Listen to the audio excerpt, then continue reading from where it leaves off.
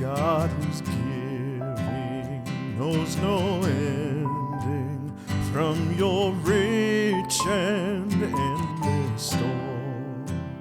Nature's wonder, Jesus' wisdom, costly cross, grave's shattered door. Gifted by you, we turn to you, offering up ourselves in praise. Thankful song shall rise forever, gracious donor of our days. Skills in time are ours for pressing toward the goals of Christ your Son. All at peace in health and freedom, grace's joy, the church made one. Now direct our daily labor, lest we strive for self alone. Born with talents, make us servants, fit to answer at your throne. Treasure to you have entrusted, gain through powers your grace conferred, ours to use for home and kindred, and to spread the gospel word. Open wide our hands in sharing, as we heed Christ's ageless call, healing, teaching, and reclaiming, serving you by loving all, serving you by loving all. Good morning, friends. Grace and peace and love from our home to yours. Welcome to worship with Pine Street Church on this November 8, 2020. Today we take our second step into our fall stewardship series that we have called New Horizons 2021. Church sure looks a lot different in these days in terms of the way we meet and gather and do ministry together. And so New Horizons is a way for us to signal that we are adapting to a new time. We are expanding our spiritual horizons and looking for new ways, fresh ways to be the church in this new era. So I invite you, and part of what that means for all of us is to be thinking about our giving plans, our financial giving plans for 2021. We have so much opportunity, and we can only do that because of the generosity of our members and friends. So whether you've been a member for 50 years or whether you've just connected with Pine Street Church during this global health pandemic and have joined us through this YouTube worship on Sundays, I invite you to just think about, reflect a little bit about what Pine Street Church means to you in your own faith formation, in terms of the way you feel connected and inspired in your own lives these days, and seriously consider a financial commitment to Pine Street Church for 2021. I often say these commitments are spiritual commitments. It's one thing to say the church doesn't need your money, you have a spiritual need to give, and that is true. On the other hand, we also we need the generosity and the funding to help all of our missions and our ministries go forward and thrive into the future. That includes staffing, that includes certainly taking care of our buildings and grounds. It includes being able to fulfill our commitments to our local community partners, to our global mission partners. It's all encompassing. And so I invite you to think about, pray about, and make a financial commitment to God through Pine Street Church for 2021. I thank you in advance. Next Sunday, November 15, right now we are planning on our Commitment Sunday being another outdoor gathering, socially distanced, all of the safety protocols in place to meet at the home of Stewart and Adderley Lord. Stewart is the moderator of our Leadership Council. And so weather pending, We'll make that decision early in the week and let you know, but right now, that's what we're planning on. Plans are subject to change, certainly with Colorado weather, but if you feel comfortable joining us, that will be another great celebration, a lot like what we had back in September. So be thinking about that next Sunday at 10 a.m. at the home of Stewart and Adderley Lord. Again, pay attention to your Pine Street Post and communications this week from the church about that date. Well, we are so excited about other ways that you can connect with our church. We have Sunday morning art brunch with Waverly Matthews at 9:30 a.m. We have Tuesday mornings at 9 a.m. our men's coffee fellowship. Thursdays at 1:30 p.m. The Oasis Women's Study Group meet. They're reading the book So You Want to Talk About Race right now. And then on Thursday evenings, a short-term small group at 7 p.m. Exploring Sacred Movement with Debbie Setlock. Those are nice little side doors into the life of the church to stay connected to God and to one another. We also have this great new podcast. It's called Hyphenated Life. It is powered by Pine Street Church. It's part of our new digital ministry together. We just had a conversation this past week on Thursday with the Reverend Susan Springer. Susan is an Episcopal priest and an author and speaker at St. John's Episcopal Church down the street. We talked with her this past week about yoga and Christianity. So check it out. You can check it out at hyphenatedlife.org. That's the website. Please follow us on Facebook at Hyphenated Life, and then you can find us on all the podcast channels you can imagine, Apple, Spotify, Google, Amazon Music. And please share it with your friends too. And that goes for anything we do in social media space as a church as well. If you're on Facebook or Twitter or Instagram, follow Pine Street Church, follow Hyphenated Life, and like the posts and share them with your friends. It is one of the easiest things you can do to share the good news about Pine Street Church, about Hyphenated Life, and all that's going on with our spiritual community. We'll be talking in the coming weeks about more specific ways for you to do that, but I'm asking you to be involved on social media channels for our church and for our new podcast, and share the love. Sharing is caring, I hear from my two kids all the time, so thank you for being willing to do that. Today, again, we take our next step with New Horizons in this fall stewardship series. We'll be taking a look at the widow story in the Gospel of Mark, 2 copper coins.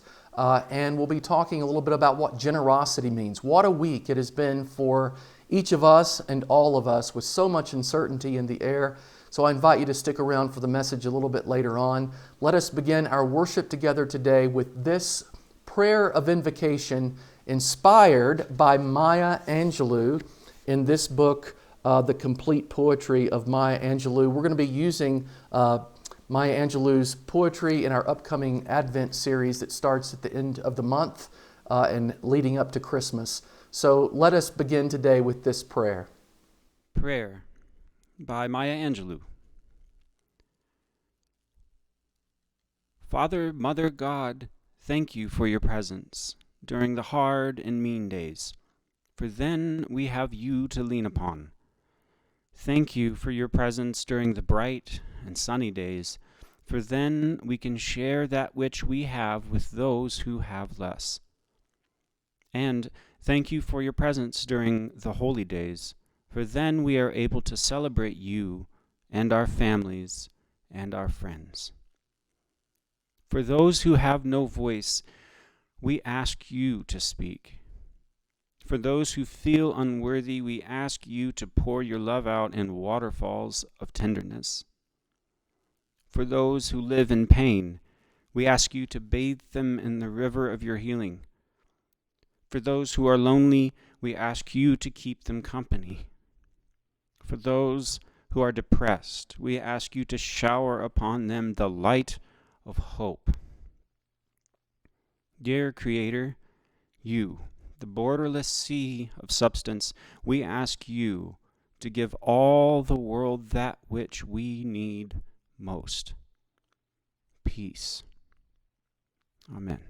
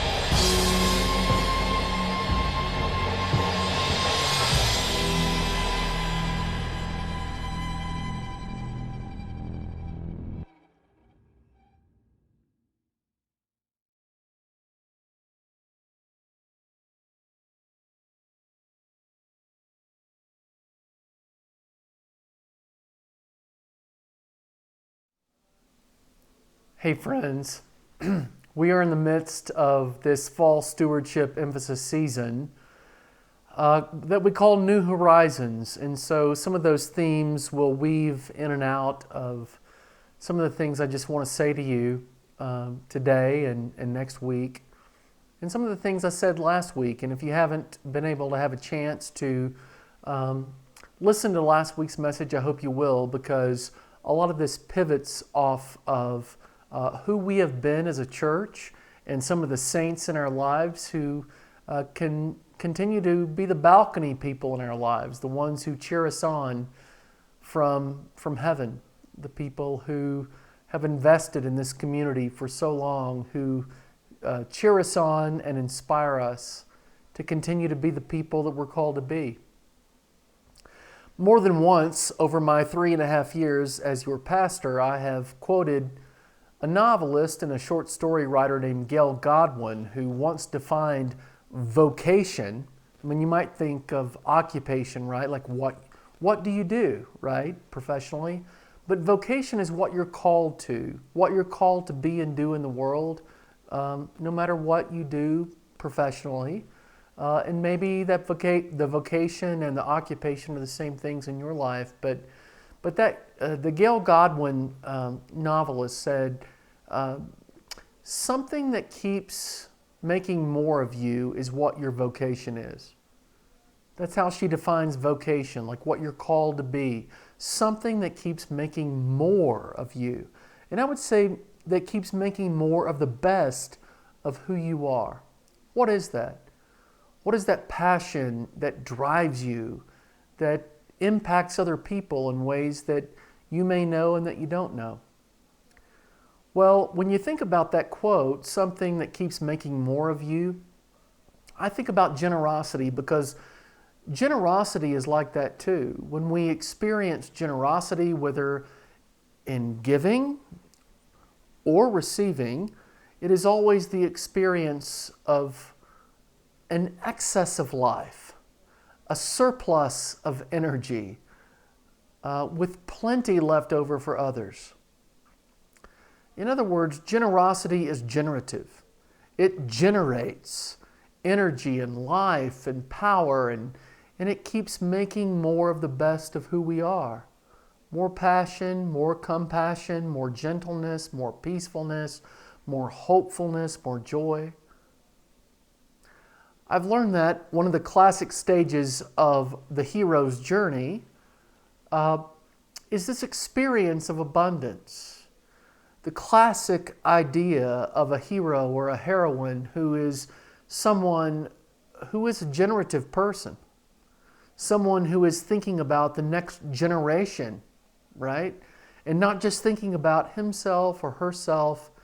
And that is to say that a true hero is not about being bold, muscular, rich, famous, talented, fantastic by himself or for herself, but a true hero serves the common good.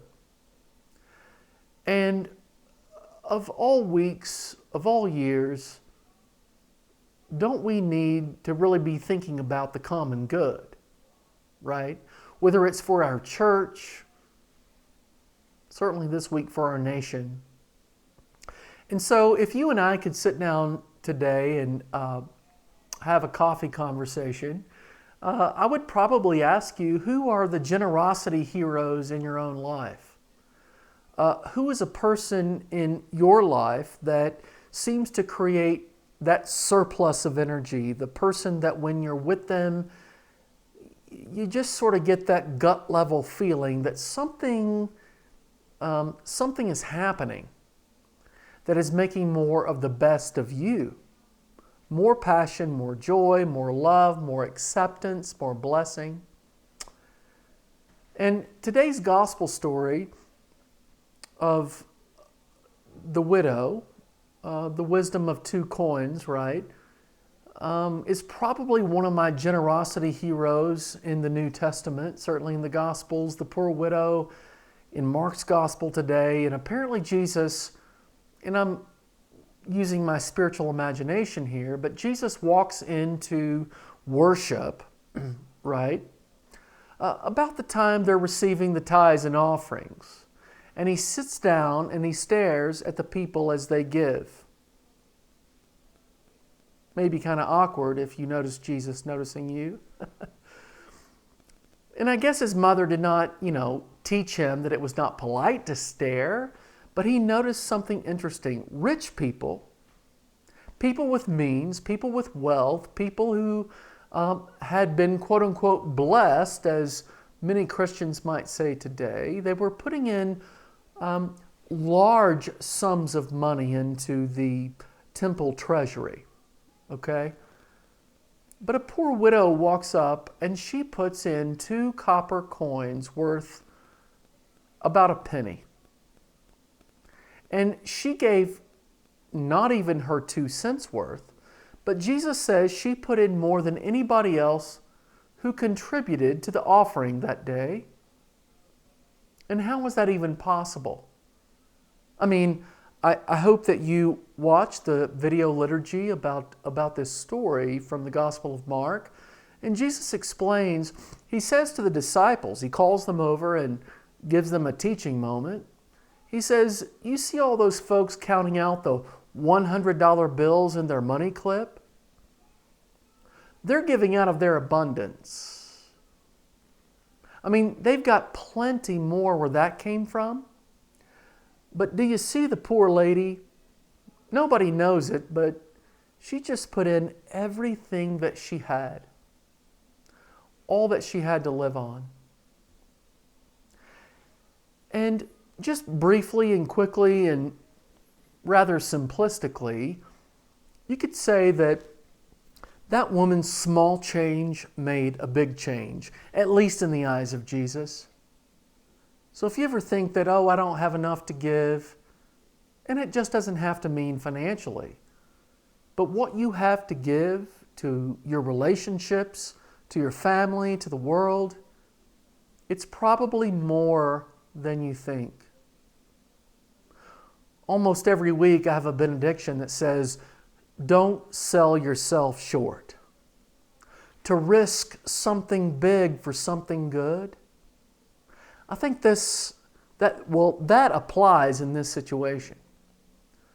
Because, again, this poor woman, she just put in everything that she had, all that she had to live on. She wasn't going to be able to pay rent or buy groceries with what she put in to the temple treasury, but she put the small change in anyway, knowing that she was a dependent person.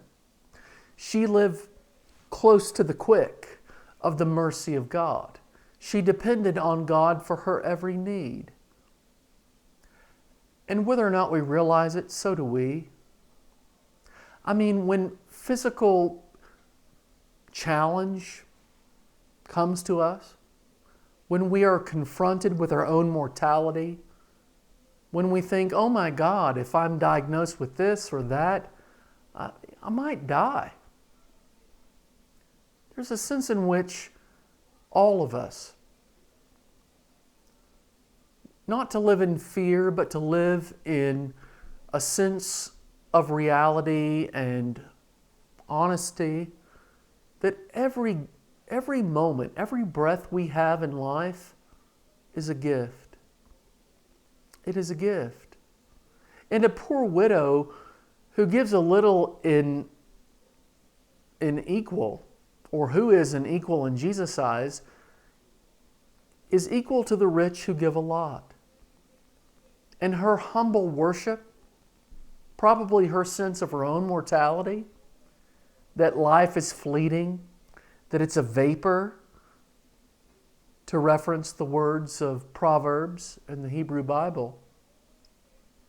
Our life is given. Every moment is given.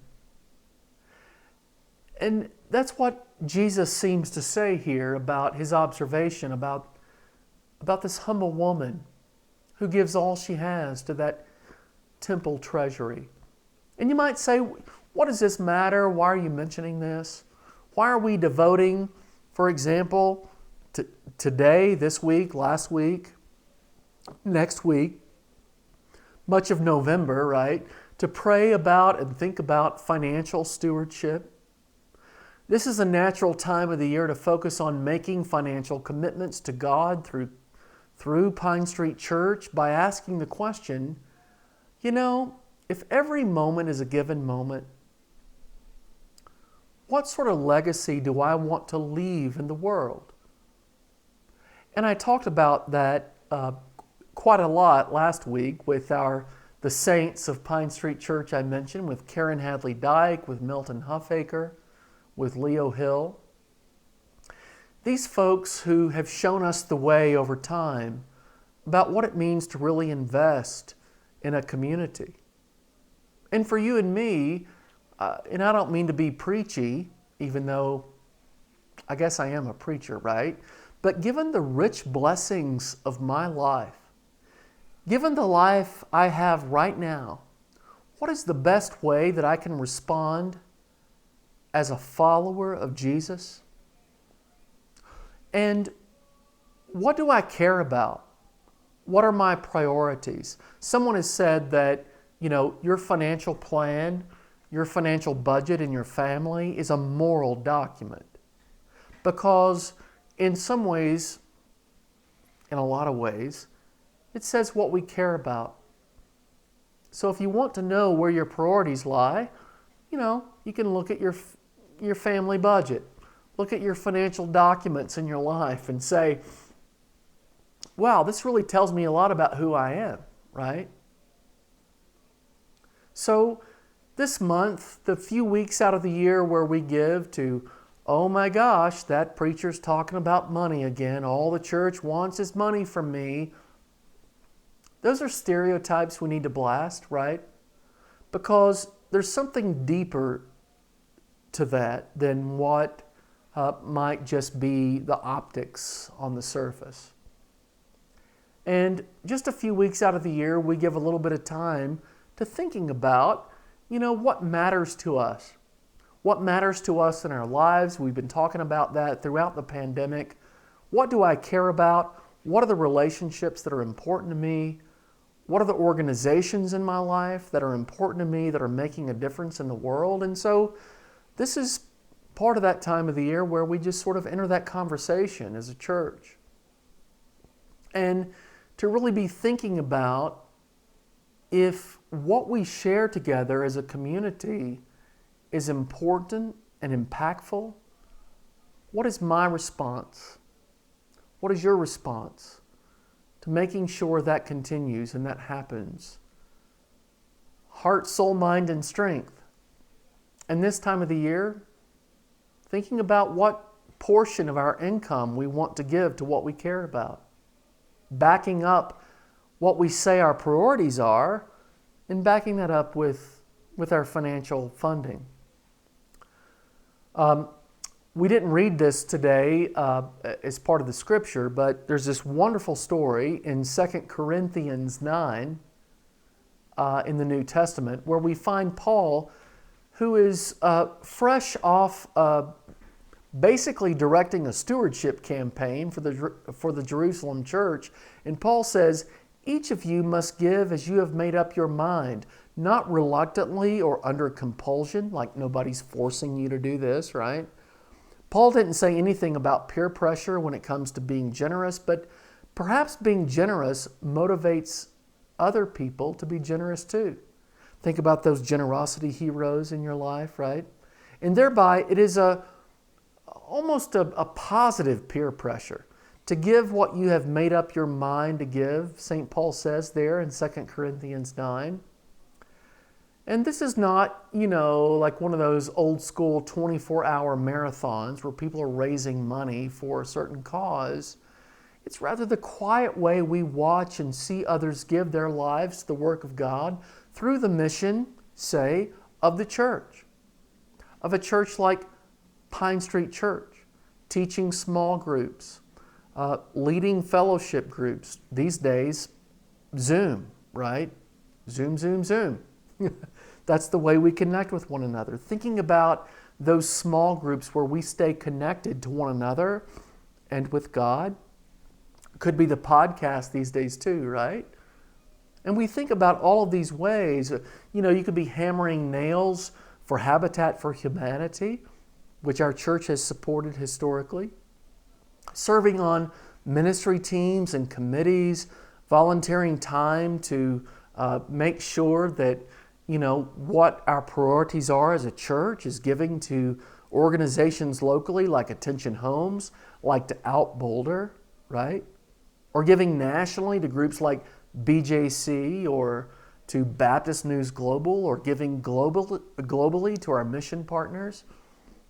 So all of these things are part of who we are, and when you give to Pine Street Church, there's this huge ripple effect. And it ripples out not just for our own church, which it does, but also for those local organizational communities that we're part of, nationally, globally. It's almost like that cliche, like think locally, act globally. Pine Street Church is a church that does all of that, right?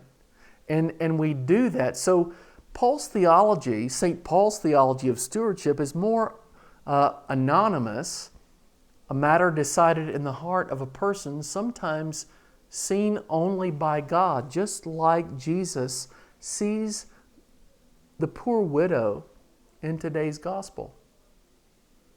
Now, there are a few anonymous stories that don't get told to our whole church. For better and for worse, we don't know all of the stories, all of the lives that are being impacted by us being who we are as a spiritual community. You have no idea. I don't even have the fullest idea about how people's lives are impacted by our ministry together. But today, there's one that I do want you to hear about. It's a family who has more deeply connected with our church through this pandemic. And so I am really inspired by them and their family story. And I want you to hear about it today. If I could take a video every week of ways that you are impacted by Pine Street Church, I'd probably have more videos than we could ever show. And if you do have a story, hey, write me, Andrew@pinestreetchurch.net. But today, in this moment, I want you to hear about Chris and Jennifer Douglas. Because this is what happens when we keep being who we are as a church. We keep, again, in the words of Gail Godwin, we keep making more of us. More of the goodness, more of the generosity. We keep making more of us as a church. And this is why making a plan for 2021 is so important.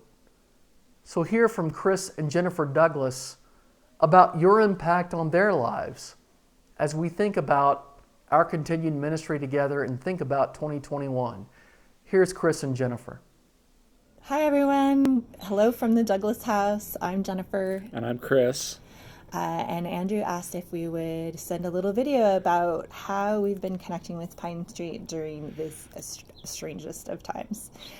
So this has actually been one of the gems of this time for our family, because we had just started to visit Pine Street before all this happened, but it schedule-wise was sometimes challenging for us to find a time that we could come together as a family, and then all of our conflicts went away and we could be part of worship from a remote way, and we could do it in our pajamas at whatever time our teenagers rolled out of bed. So being able to access it in that way has been a nice thing for us to worship together as a family. The music is something we'd always appreciated, and the way that the music team has been so creative is really something that our entire family is connected with.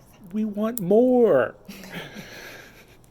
So we are very grateful to be part of your community in this new and different way. So one of the other areas that we didn't really realize that we were hungering for was until we started sitting down and partaking in the racial inequity series, and we really felt some connection to the Pine Street community through that. We're incredibly impressed with everything we've learned from everybody in all of those phone calls, and it's really helped us grow and make us realize what we can do better as individuals, and taking those small steps, because it's just such a huge massive undertaking that seems overwhelming at times. So it's been very supportive and very helpful from the Pine Street community for those items. And doing that within a community of faith has been very meaningful to us. Absolutely. And so it's been a challenging and hard times on so many fronts, and it's been a great breath of fresh air to participate in the Pine Street community. So thank you all very much. We're happy to be part of it. Yeah, I'm looking forward to continuing. Take care. Bless you. Bless you. Bye. Thank you, Chris and Jennifer.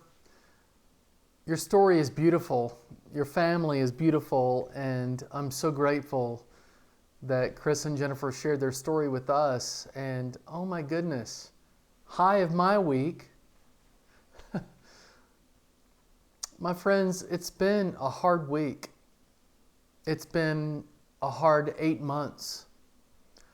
And we are learning new ways to be church, to embrace new horizons, to embrace that church as we have known it will never be the same after this. And I hope that you read what I wrote to you on Election Day this past week, the day after Election Day this past week. And here's part of what I wrote. Rather than pin our hopes on political outcomes, to follow God in the way of Jesus, or to say what our faith teaches us is that there is something deeper than taking sides either or, left, right, secular, sacred, this, that.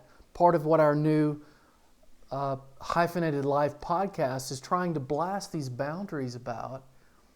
Or, identifying with tribes as if, politics is about being a fan of CU or Nebraska or the Broncos and the Raiders. I mean, it's not about tribalism. It's not about temporal and certainly privileged American identities. We're living in a climate right now of division and mistrust. And what our faith teaches us today is that we do well to trust in the God who takes delight in unity amidst diversity. That this is a moment for we, the people of God, to model that unity amidst diversity. And we can do that. We can do that by keeping our eyes on the fact that our spiritual allegiances transcend political alliances. To keep our eyes on the fact that who we are as human beings, who we are as families, who we are as a community of God, who we are as a church, transcends whatever might come our way culturally, politically, socially. And to do that being inspired by the courage of Christ. To be inspired by the courage of Jesus, who shows us the way to model what it means to love God with all of our heart, soul, mind, and strength, and to love our neighbor as ourselves, right? And so, part of what I want to just say this week, this year, and in this moment, as a church, do you and can you feel how important this moment is in our world, socially, culturally, politically, spiritually?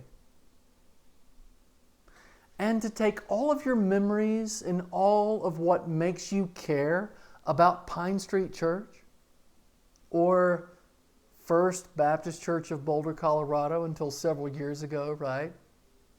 And to imagine for this moment how crucial it is for a church like ours and how important it is right now for a church like Pine Street Church to have a witness in the world and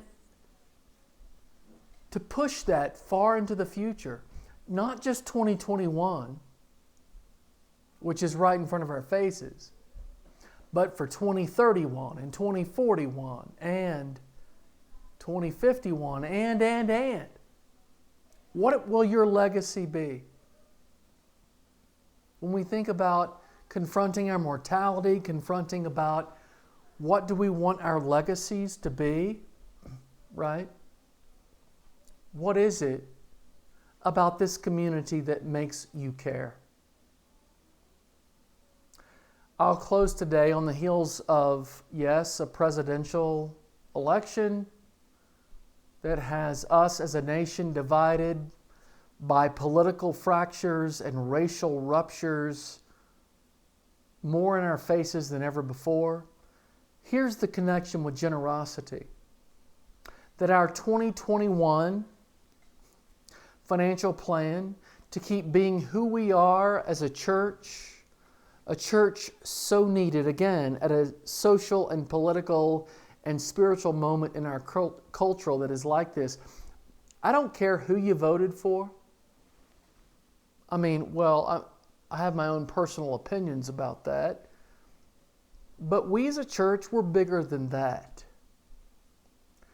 And so I ran across through my colleague from Madison Avenue Baptist Church in New York City this week, who was struggling through what to say this week in a sermon after this past week that we have all experienced. There is a beautiful poem that I just want to share a few of those stanzas with you, and it goes like this.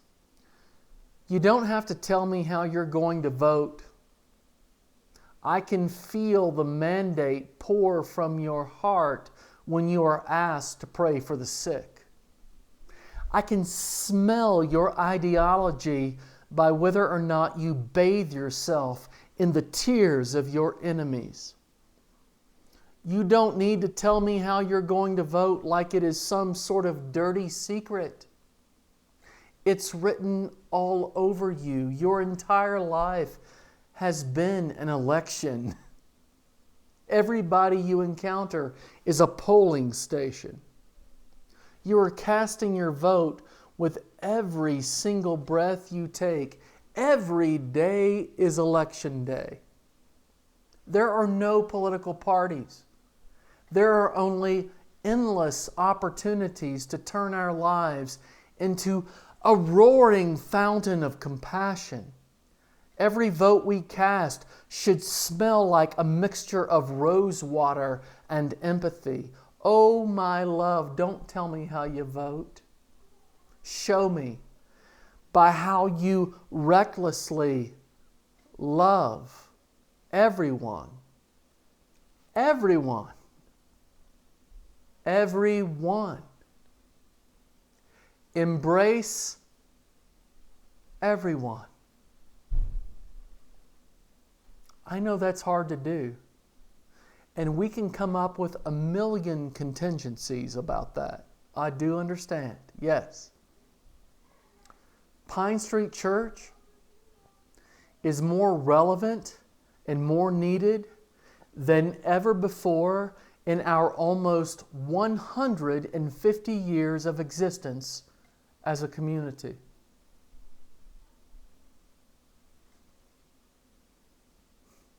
So what do you say?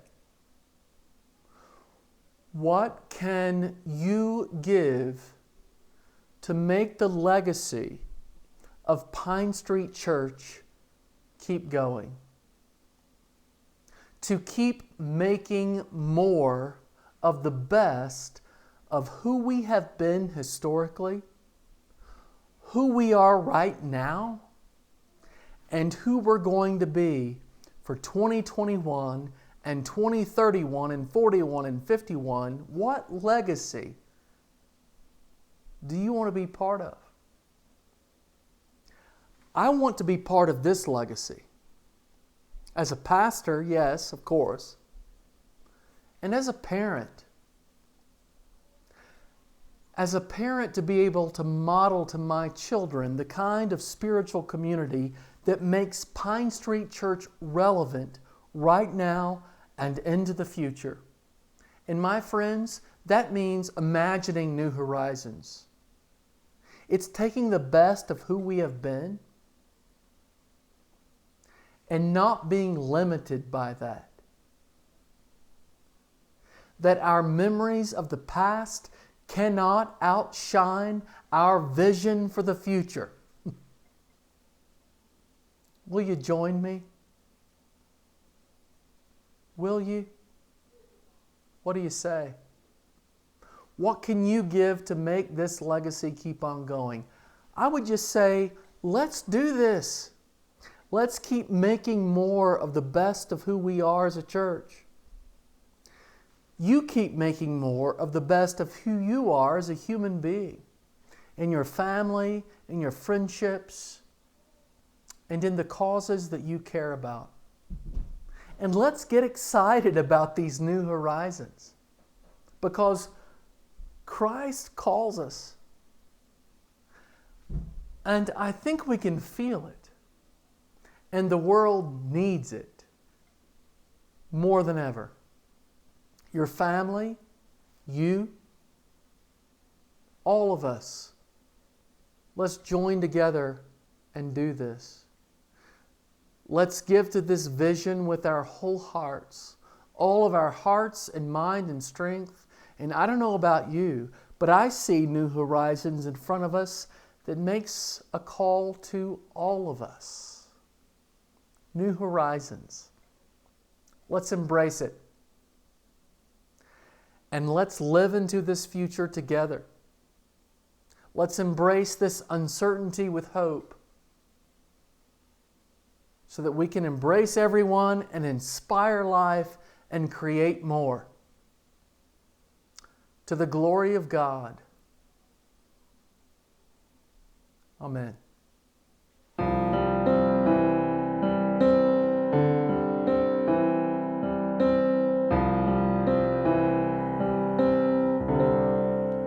In the morning when I rise, in the morning when I rise, in the morning when I rise, give me Jesus.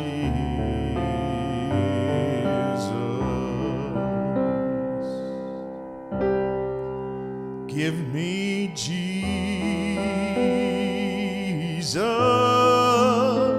Give me Jesus. You can have all this world, but give me Jesus.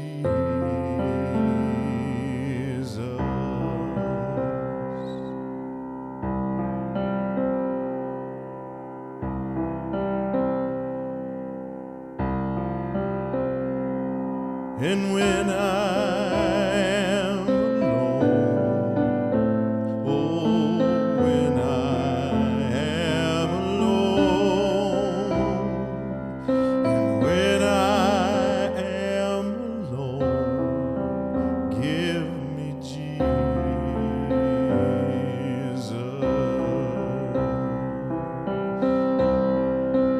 Give me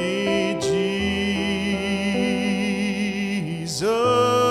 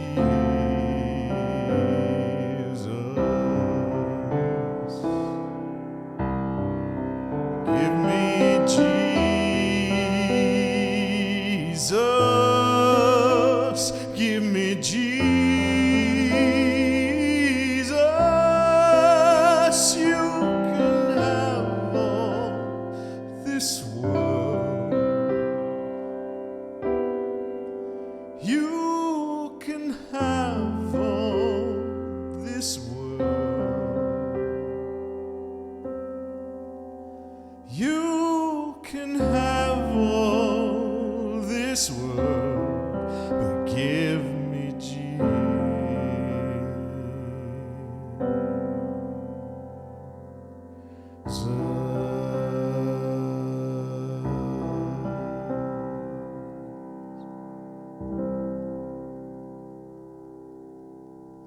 you, friends, for joining us for Pine Street Church Worship at Home edition today. As you go out into this day and into this week, it is so important for you to remember who you are. You are sons and daughters of God. You are friends and disciples of Christ Jesus. And the love and the peace and the joy and the justice and the generosity and the beauty of God are at loose in the world through you. Go now and live like it is true. Amen.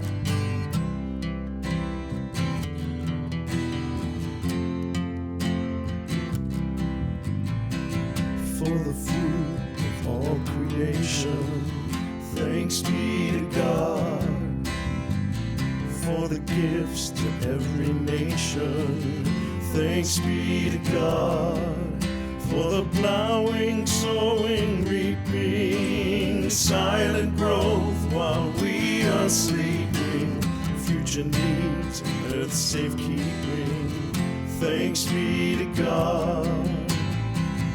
In the just reward of labor, God's will is done. In the help we give our neighbor, God's will is done. In our worldwide task of caring for the hungry and despairing, in the harvest we are sharing, God's will is done. For the harvest of the Spirit, thanks be to God.